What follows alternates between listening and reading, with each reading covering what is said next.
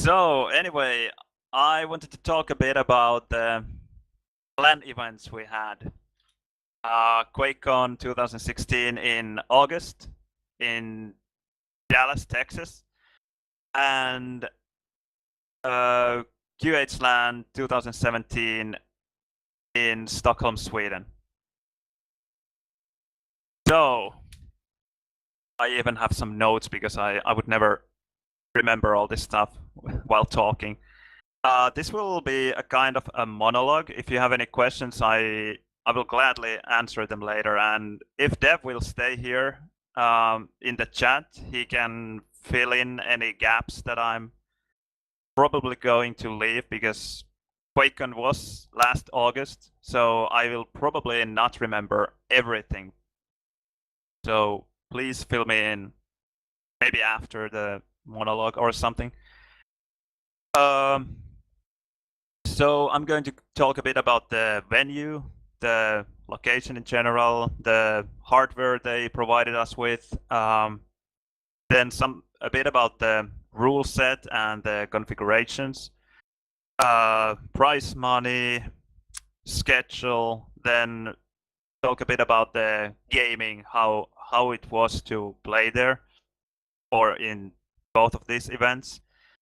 Then the coverage for the tournaments. I will say a couple of words about that. And that's pretty much it. I will note some highlights from both of the events as well. Well, anyway, let's start with the venue and location, and with QuakeCon. QuakeCon 2016 was held at the Hilton Anatole Hotel in downtown Texas, downtown Dallas, and it's a very fancy place. They call it a hotel, and maybe it is a typical hotel for the States or some other parts of the world, but at least the European hotels and the Asian and African ones I have been to, they are nothing like that.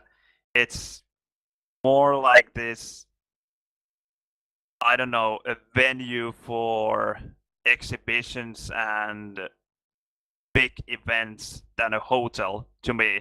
There is a hotel part and you can stay in the rooms as well, but there's so much more that building than just the hotel. At least for me, a hotel is just reception desk and a bunch of rooms. Some smaller, some bigger. But this Hilton Anatole is just a huge venue building with big ballrooms, exhibition halls, and many restaurants around. So it's a fancy place, and it felt very odd to go there and realize that, okay, I'm here to play Quake. It just didn't feel like a LAN venue at all. It's not necessarily anything negative, but it was just very different from all the other LAN events that I've been to.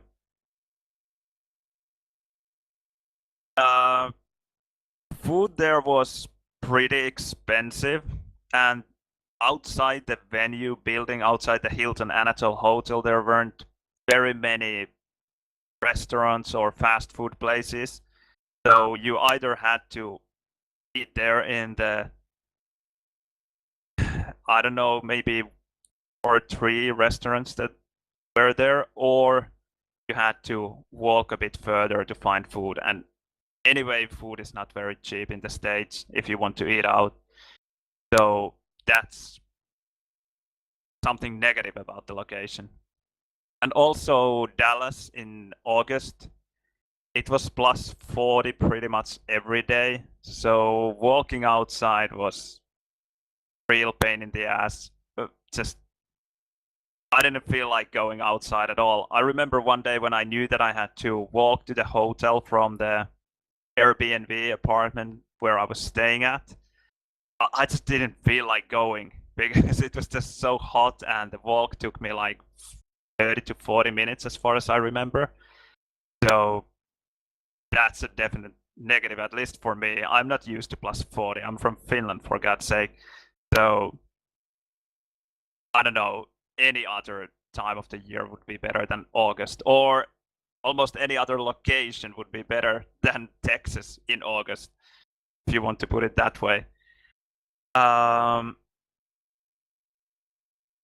Then what else? Well, the hotel is pretty expensive as well. They offered some Quakecon discount, and with the discount, a hotel room there in Hilton Anatole cost $160 a night. Had I realized that you could split it in four with four people staying in one room, it would have been a lot more reasonable. $40 a night. It's still not cheap, but that would have been okay. But if you're going there and staying alone in a room, it's going to cost you quite a bit. So I decided to go to an Airbnb apartment and stayed with this family from Chile, which was quite interesting actually. I don't mind that, but just there's no way I'm paying $160 a night for a hotel. What else did I write here? Well, what was a huge positive surprise for me was that they had reserved a huge ballroom for us where we were able to play through the whole event, and every Quake World player had computer reserved just for him. So we were able to leave our keyboards, our headphones, mice, everything in place, and just walk in and out. And other people didn't have access to that ballroom except for the staff members and the Quake Live players who were playing in the same room. So that was just amazing, and we were able to use the computers to run unofficial tournaments like the Duel Mania tournament and the 4-on-4 tournaments there. So that was a definite plus. Huge thumbs up for that. What wasn't so great about the room was that it was freezing inside. The temperature was so low there in the ballroom that I didn't measure how cold it actually was, but I was wearing I think 3 shirts, one of which was a hoodie. I was wearing jeans, double socks, long johns. I would have worn a cap if I had had one, but I had a hood on pretty much all the time, and still I was just trembling because it was so cold. And just touching your mouse or keyboard just made your hands almost instantly cold. So playing there in the room was not good at all. And pretty much everyone was complaining about it. I think Blood Dog might have been the only person who didn't mind the cold that much, but everyone else that I talked to, they just hated the temperature. And I talked to the staff about it, but there was nothing they could have done because apparently previous years they had tried to turn the air conditioner off, and then in Texas in August it just becomes like a sauna. So apparently you either turn the air conditioner full on or totally off. So I don't really know which one is better, but it wasn't good in either case. I think that's it about the venue. The Qhlan is held south of Stockholm, not anywhere near the downtown Stockholm. It's held in a high school building, I think, and there is certainly enough space for everyone. There's absolutely nothing to see around it. I mean, there are no sights to be seen. But what is positive is that there are places where you can buy food for a cheap price, and they even provide very cheap fast food there at the venue. So that's a definite plus, especially with the schedule they have at Qhlan. which I will come to later. What else? Well, there's one problem at Qhlan, I think, and that is the table space they offer you. When you reserve a spot at the LAN, they reserve table space that is way too narrow for you, or at least for most modern gamers. If you have a full-sized keyboard and a bit bigger mouse pad, then you're not going to fit to the space they provide you with. Luckily this time, as well as the last time I attended Qhlan in 2010, it wasn't a problem because the venue wasn't full. But if the venue had been full, if they had sold all the tickets, it definitely would have been a problem because there's just no way we could have fit there. Most of the players would need more space than they provided us with. Now about Quakecon, I wanted to mention that it's in Dallas, and there's not much to do in Dallas really. At least not for me. I didn't find the city very interesting. I walked there half a day, and I found it to be more than enough. Just a big city, big skyscrapers, way too hot. It seems to be like a huge business city, nothing more than that. Then moving on to the hardware section. At QuakeCon, I didn't have anything to complain about the hardware. They had some Alienware PC computers. Worked exceptionally well for Quake World. Fast enough for Quake World. I think I didn't hear anyone complaining about any FPS problems or anything like that. And they provided us with some 144 Hz monitors that felt really good, just like at home. The only difference was that they were 24-inch monitors compared to the 27-inch monitor that I use at home. But I didn't have any problems getting used to it. It was pretty much the setup I use at home. And the chairs we had there in the ballroom, I think they were fine as well. I don't remember them being very bad. At Qhlan, on the other hand, they provided us with some old server hardware computers, and surprisingly, they worked very well in Quake. People were a bit worried about it, but at least I didn't run into any problems. I had solid 616 FPS playing with those, so that wasn't a problem. But what was a problem was the ASO 240 Hz, so-called 240 Hz monitors that we got to play with. I can't remember anyone being very happy with one. Some people said that they were okay, and I think it was Teho or Banjabi told that they were at least better than their own 60 Hz monitors, which is not saying much, but at least for me and Niv and Recall as well, everyone agreed that they were really, really bad.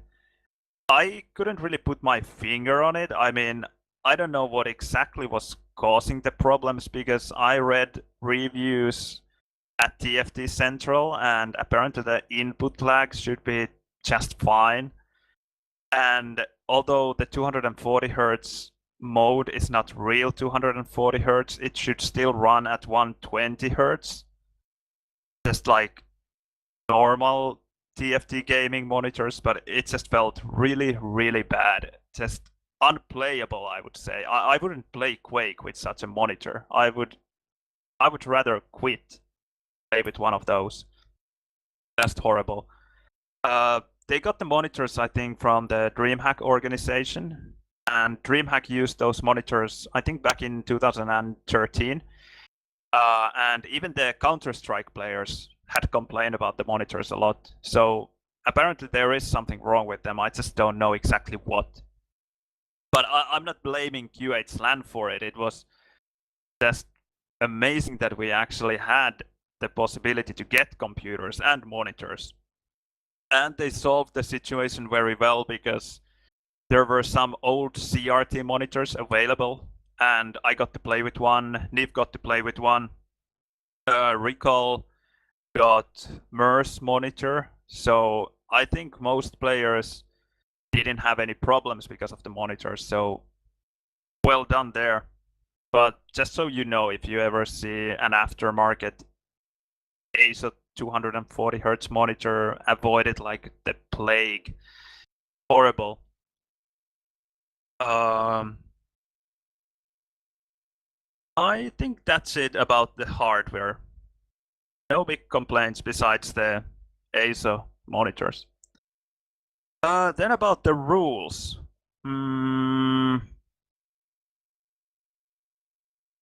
Well, I will start with Qhlan. The rules were online.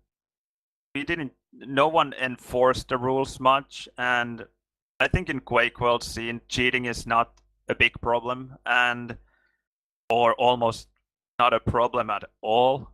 And everyone knows each other there, can spectate everyone behind their shoulders or behind their backs. So I think no one was going to cheat anyway. I didn't see any cheating. I think that's the way to go with Quake World, because we know everyone in the scene and it's a LAN environment, so cheating is not going to be a problem, I think. And the rules were there. You were supposed to use the either SmackDown or Quakecon rule sets, and that takes care of any of the problems already. I mean, if you don't really want to or custom clients or whatever. But that's it. Worked well, no problems, no hassle. Then a word about the rules at Quakecon. They were pretty strict with the rules, especially before or pretty much only before the event. We had long discussions between the organizers of the tournaments, and we were trying to find solutions that wouldn't hurt anyone's game too much, because as you can see, I use custom textures. For example, people have custom crosshairs, custom skins. Quake World is very freely modifiable, and people like to modify their clients a lot. Or the way, not necessarily the clients, but the way their Quake looks. And at QuakeCon, it was going to be a problem. At least so they said. And then the developers of EasyQuake created a new rule set for QuakeCon that disabled some of the features compared to the SmackDown rule set. And in addition to that, we were not allowed to use custom textures or custom skins. I don't remember if they allowed custom crosshairs, because that wasn't going to be a problem for me, because I've for a long time used one of the crosshairs in EasyQuake anyway. Anyway, they were being quite strict about it, quite worried about it. Apparently because of the prize money and because of the sponsors involved.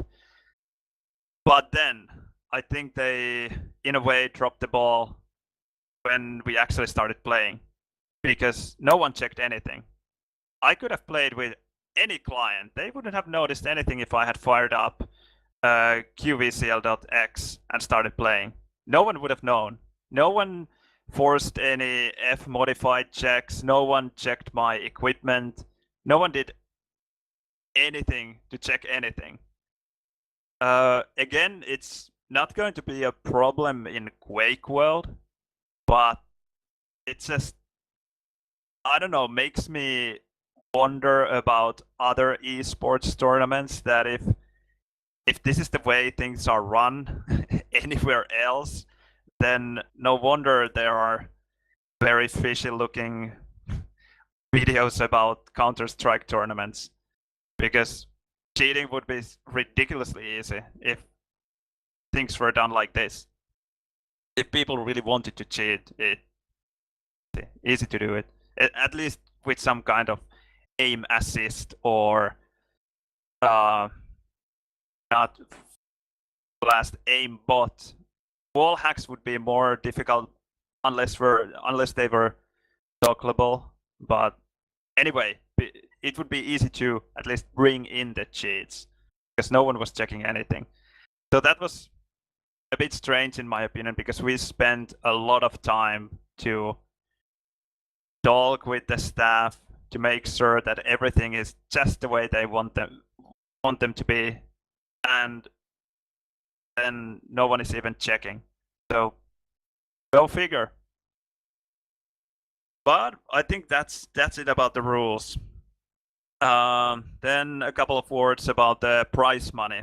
I think it's amazing that in 2016 we have a tournament with prize money for Quake World, and it was pretty much the only reason that made it possible for me to go, because I was feeling pretty confident that with Recall we would at least be in top 3, which would have covered the travel expenses just about, and the possibility to win even a bit more was great. On the downside, and don't take this in the wrong way, I'm not complaining about the money. I'm not playing Quake for money. I would be playing some other games if I was doing this for money. But I just found it a bit funny that I think it was after the Quake Live final that was played after the Quake World Grand Final. There was this raffle sponsored by Ventrilo, and it was only for Americans, for American citizens, and I think they raffled 3 people who each won $10,000 without doing anything else but just writing down their names and whatever contact information in a form. And they won more money than we did with Recall for winning a tournament. So that's just a bit strange in my opinion, but that's the way it is. And they won almost as much as Rafa did for the Quake Live one-on-one victory. He got $12,000. Those raffle winners got $10,000 each. So they actually had more money in the raffle tournament, in the raffle than in either of the tournaments, because both of the tournaments, Quake Live 1-on-1 and Quake World 2-on-2, had $25,000 each. So that's it. And then the way the prize money was paid, they actually wanted to send us checks, because Americans apparently don't deal with bank accounts or bank transfers, wire transfers. So they wanted to send out checks. And at least in Finland, that's a huge problem. Because banks are not very interested in cashing out checks, because it's expensive for them, it takes them time, it's a risk for them because they don't know if they will actually get money for the check. To them, it just looks like a piece of paper for which they are giving out money to you, and then they have to make sure that they will get the same amount of money from somewhere else. So they are very reluctant to cash out the checks, and even if they will do so, it will be very expensive. And it was a hassle to make the Americans understand what a wire transfer is and how it works. It worked in the end, no problems there, but it took a bit of work and just funny cultural difference. Again, nothing against the organizers. It's just a difference in culture. And the tax form that we had to fill in for the prize money, everyone had to do it who won any money or over $500. I don't remember what the limit was. But anyway, no one provided us with any help. We asked for help. We asked the staff. We told them that you must know how to fill in these forms because you have been doing this stuff for 10 plus years and you have been filling in these same forms, but they just wouldn't help us because apparently in the States you are not allowed to give any kind of advice regarding tax forms or probably many other forms as well because it's considered legal advice and they could end up in trouble because of that. Again, one of these very funny cultural differences that a European like myself never understand probably. Whereas in Qhlan this year, I still didn't get the money, but that is not their fault at all. We are just sorting out the taxation issues, and the staff has been very helpful, providing me with all the possible information that I could help myself with to avoid paying double taxes or whatever. So that has been amazingly easy with the Swedish people to handle these things. Probably because many things work very similarly to Finland. So things are very easy with them. And the cultures are very close to each other as well. And even to have the prize money at Qhlan was amazing with the community support. I think part of it is because we are just getting older. People can actually put the money in, we can afford it. It's a lot different than, I don't know, 15 years ago when many of us were students or even living with our parents still. So nowadays it's a lot easier for us to do it. And also a lot easier for us to go to another country to play computer game on our own expense. For example, me, I wasn't even going to play the one-on-one tournament, and I knew that probably we'll get some money out of the 2-on-2 tournament, but it wouldn't have been enough to cover the travel expenses even. But anyway, I wanted to go, so it wasn't financially a good solution or a good decision, but it was just so much fun. So much fun to meet the people, so of course I did go.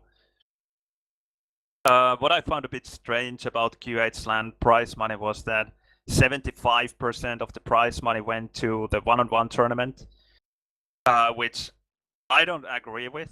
Even though I won the one-on-one tournament and I got the most of it, I got half of that, 75%. But I think the prize money distribution was strange. I think more money should go towards 4-on-4. Because 4-on-4 is where Quake World shines. And one-on-one not so much. But apparently many people like one-on-one, like to watch it, so maybe that's the reason. I don't know. But that's just my opinion. Okay, that was a long monologue about prize money. I didn't want to talk that much about it. Then something about the schedule. Quakecon schedule was mostly very, very good. We had a lot of time to play our games. I think it was due to the fact that they forgot to announce the Quake World 2-on-2 tournament. I don't actually know where they were supposed to announce it, but anyway, it was an open tournament. So anyone could have joined. But apparently, because they didn't advertise it much or at all, there were very few teams attending outside of the normal Quake World scene that you would see playing on the servers. So we had 16 teams instead of 32. So things ran very quickly, very smoothly. We had extra time to play some 4-on-4 tournaments that were even casted by the staff that was there, hired. And like I said before, they allowed us to get in the ballroom even the day before the tournaments actually started. So they played the Steel Mania tournament there. I think it was on Thursday. Yeah, I think it must have been on Thursday because we played the group games on Friday and then the finals on Saturday. Or not the group games, but all the other games besides the grand final. Then again, they dropped the ball for the grand final, where we had all the time in the world before the grand final to warm up, to play our games, play extra games, just have fun with the other players, talk with people. For reasons that are not quite clear to me, we didn't have almost any time for warming up on Saturday when we played the grand finals. So we ended up pretty much waiting for the whole day for the grand finals to start. They even changed the schedule once, and Recall almost missed the grand final because he was at the pool, still thought that the grand final will, or well, the grand final would start, let's say at 4 in the afternoon. I don't remember the exact time, and they told us to be somewhere at 15:30, and then they changed the time to, let's say, 15:10, and Recall was still at the pool. I was texting him, trying to get him there because I didn't know exactly where he was, so I couldn't just walk to him and get him. But anyway, he made it, and there is a funny video about Recall running half naked through the Hilton Anatole Hotel because he lost his key card on the way and everything. Good days. Well, anyway, then we ended up standing there at the backstage waiting for our turn to play with absolutely no warm-up. We barely had any time to set up the computers. The space was pretty narrow at the stage. I mean, it wasn't deep enough. It was difficult to find space for your legs. We didn't have the same chairs there. We were using some fancy-looking racing gaming chairs that were absolutely horrible, in my opinion. With Recall, we removed both of the cushions that were attached to the chair, and still, I would never buy one. At least it just felt really, really bad. But I don't know if it really affected our performance in any way. But I don't know. It would have been better to either have those chairs all the time, or to be allowed to use the chairs we had in the ballroom in the grand final as well. And then when we started to play the final, or when we actually got to the stage and we're warming up just for a minute before the game started, the casters who were spectating either in QTV or just as spectators, they told us to ready up, although Octar couldn't even hear his sounds. I think there was just some kind of sound problem. He couldn't hear anything, and they just pretty much forced us to go ready anyway, which doesn't make any sense. Especially because there were these, in my opinion, no offense or a bit of offense towards someone, in my opinion, totally useless lip sync competitions before the tournament, and they were using a lot of time for some speeches and case modding competitions, and then they start to hurry things up when we are actually trying to play the grand final of perhaps one of the most important Quakecon tournaments in a long time, at least some sense.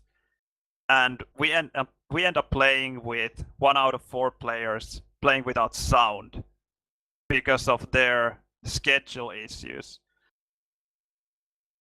I don't quite get it, or I don't get it at all. It's just they really dropped the ball there because everything up until that point had been so good, but I don't know, when things were supposed to be better than anything before, actually a disaster. Not a grand final at all, in my opinion.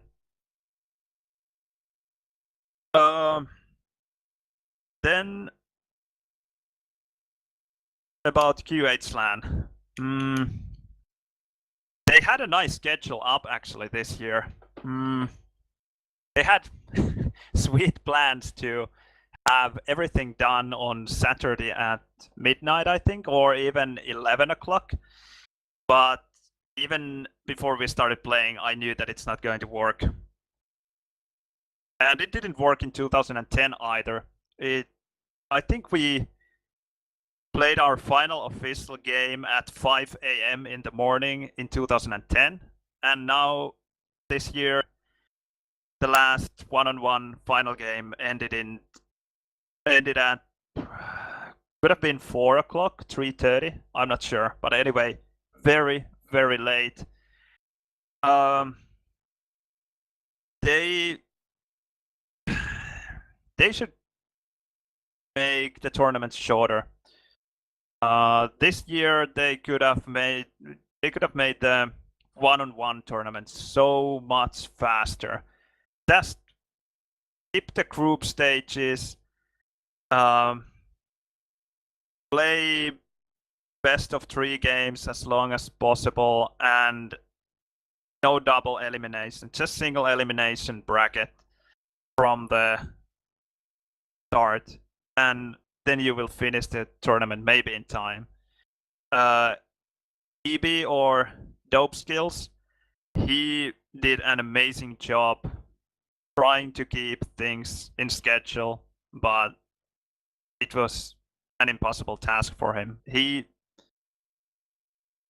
tried, he did his best, but it was just out of his hands. People went to eat, people toilet, whatever. People did what they had to do to survive through the LAN. It's not easy on the players either, because especially if you go all the way or almost all the way in all 3 tournaments, 1-on-1, 2-on-2, and 4-on-4, you end up playing a lot of official games, and you really don't have much time for doing stuff that human beings have to do to survive.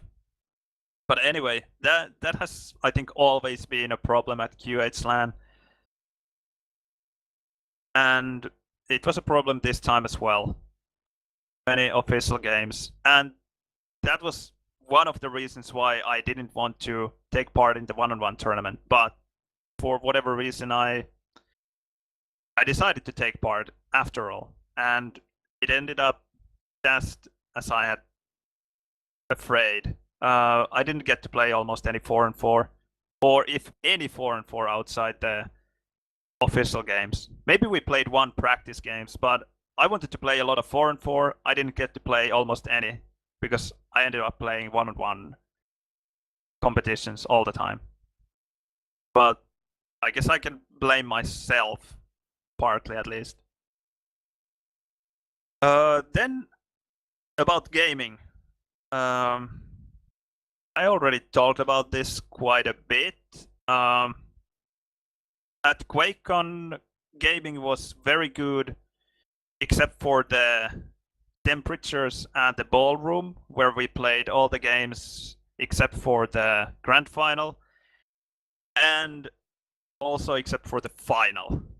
I told you about the bad chair. I told you about Lochter's sound problems. Very, very bad. Then Then the grand final was they told us that it's a best of 5 where we get one map advantage because we won the winners bracket. But actually it becomes a best of 4 because there's no way we could play 5 maps when we have a 1 map advantage. It's maximum of 4 maps, which makes the final very short, especially as it happened. One team wins the first 2 maps. So it was 20 minutes of Quake World at the grand stage with 1 out of 4 players playing without sound. And I didn't mention it yet, but some sound guys totally failed at their jobs, and there was very loud music all the time, or almost all the time, playing in the grand hall. And in addition to that, the sounds that were played towards the audience, it was so loud that, for example, when I shot rockets, the table was trembling. So it felt quite bad to play and make some size movements when your table is actually shaking every time someone shoots a rocket, or even shafts. On one hand, it felt amazing to shoot rockets, and you could really feel it in your guts that, okay, I'm actually shooting rockets here. But then on the other hand, it's quite horrible for good gameplay. So that wasn't very optimal. And like I told you, no chance for warming up. I think Carapace and Lochner were able to warm up even less because of Lochtar's sound problems. I think Lochtar was booting up his computer at least 2 times trying to solve the problems, but the sound just wasn't there. I think no one still knows what happened there. But anyway, they didn't have even the warm-up we had with Recall, which was, I think, 1 pop DM4 before we went to the stage, and then at the stage we were jumping around DM6 pre-warring. That was the warm-up. At Qhlan, on the other hand, gaming was pretty much perfect. The only problem I had was that I had my seat in between 2 rows of tables, so people would walk behind me and sometimes bump my chair a bit, like I don't know, forwards or sideways. So in the middle of the game, that is very disturbing, at least for me. I'm not blaming the people, just the table rows were too close to each other. So that was a problem, and also I can blame myself. I selected a very bad seat, and you were allowed to select your seat yourself, so blame on me. I maybe lack the LAN experience. I'm not a true LAN warrior to know where to sit. Although I remember that in 2010 we actually had a good plan with TVS, where we selected our seats next to a wall, so it would be as silent as possible and there would be as few people walking behind us. But anyway, otherwise, QHLAN is very good for playing too, for performing at your highest level. Also because you are allowed to bring your own computer, your own monitor, all the configuration files, all textures, whatever you need. All allowed, so that's good. Then we are almost in the end. Sorry this takes a long time. I hope you are somehow interested. About the coverage. At both events, coverage was just amazing. At Quakecon, we had DDK, Jehar. Then now I feel embarrassed because I don't. Zoot, I think his nickname is the Quake 3 caster. Who else did we have? I think those 3 people did the casting. and especially DDK, you couldn't ask for a better caster. He has played Quake World a lot. He loves the game. He knows the game very, very well, better than any other caster we have, I think. Perhaps Ande knows some things better, but I think especially when it comes to 4 and 4, DDK is pretty much the only caster that knows the game well enough to cast 4 and 4. So it was really amazing to have him cast both the 2-on-2 and one of the 2 4 and 4 tournaments that we played there. So that was very good. And he even casted the unofficial 4 and 4 tournament at the official Quakecon Twitch channel. So Quake World got a lot of exposure there, which never can hurt. Maybe we got 1 or 2 players, or maybe someone at least now knows us a bit better. And that can't hurt when we try to keep the game alive. So casting was amazing there. Also at Qhlan, I think we had some kind of budget for casting there as well, provided by the community again. I think there was Kickstarter campaign or some kind of crowdfunding for the coverage for Qhlan as well, and they did an amazing job. The production values were so high that I was just mind blown by it. Just the stream looked so good, so professional. Sharpie and Devogan did amazing job with the photography. Jehar and Ande with the casting, and also Fefi and Loktar for the 4 and 4. Although I understand that people like their jokes and so on, but I think 4 and 4 would maybe deserve casters that can follow 4 and 4 a bit better. So DDK still has a slight edge there. No offense, Fefi and Loktar, but I still prefer DDK for 4 and 4 casting. Then Sasuke with the sound production, also amazing. I love the Qhlan tune that they were playing between the games. Just throughout amazing. I think BBS might have provided the graphics for the stream. I'm not sure, but anyway, great job with the graphics as well. Whoever did those. And then, what were the highlights? What I didn't mention yet was that it was just great to meet the people at Quakecon for the first time.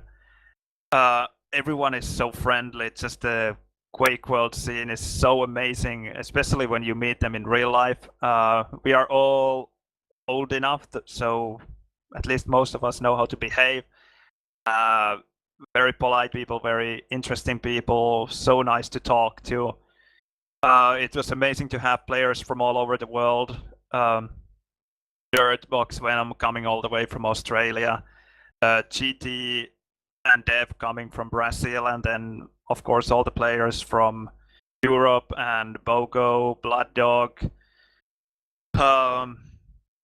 Fiend, Thamba from the Northern America.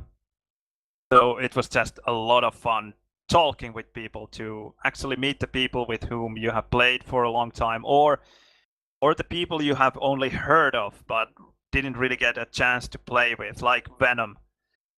He has never been to Europe, at least not to play Quake World, I think. So it was great to actually get to play against him.